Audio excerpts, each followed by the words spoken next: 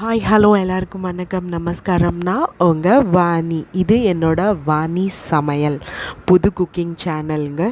இது என்னோடய first video. Carrot beans பற்றின ஒரு புதுமையான ரெசிபியோடு உங்களை நான் சந்திக்கிறேன்.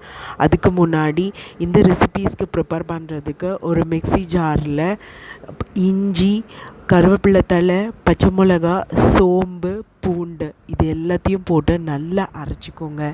நல்லா ஒன்றும் பாதியமாக தண்ணி சேர்க்காமல் அரைச்சிக்கணும். அரைச்சதுக்கப்புறம் ஒரு வரைச்சட்டி எடுத்துக்கோங்க, அதாவது ஒரு ஃப்ரையிங் பேன், கடாய். அதில் ஒரு ஸ்பூன் ஆயில் போட்டுட்டு கடுகு, உளுந்து, சீரகம் இது நல்லா பொரிஞ்சிடணும். நல்லா பொரிஞ்சிடணுங்க. இல்லைன்னா கடுகோட கசப்பு தன்மை இருக்கக்கூடாது, அந்த அளவுக்கு பொரியணும். அதுக்கப்புறம் கருவேப்பிலை தழை, வெங்காயம் நல்லா வதக்கிக்கோங்க. வெங்காயத்தில் தேவையான அளவு உப்பும் சேர்த்துக்கோங்க. சேர்த்ததுக்கப்புறம் வரமிளகா உங்கள் காரத்துக்கு ஏற்ப 1-2 சேர்த்துக்கோங்க. பெருங்காயம் போட்டுக்கோங்க, ஒரு பிஞ்ச், அதாவது உங்களுக்கு தேவையான அளவு. அரைச்ச விழுதுகளை சேர்த்துக்கோங்க. இது நல்லா மிக்ஸ் பண்ணி விட்டுக்கோங்க. உப்பு உங்களுக்கு தேவையான அளவு டேஸ்ட்டு பார்த்துக்கோங்க. கேரட் பீன்ஸ் நல்லா பொடியாக நறுக்கி வச்சுக்கோங்க. வாயில் கடித்து சாப்பிட்றதுக்கு அப்போ தான் நல்லாயிருக்கும். தேவையான அளவு உப்பை நல்லா சரி பார்த்துக்கோங்க. சரி பார்த்ததுக்கப்புறம் தேவையான அளவு மஞ்சத்தூள் போட்டுக்கோங்க.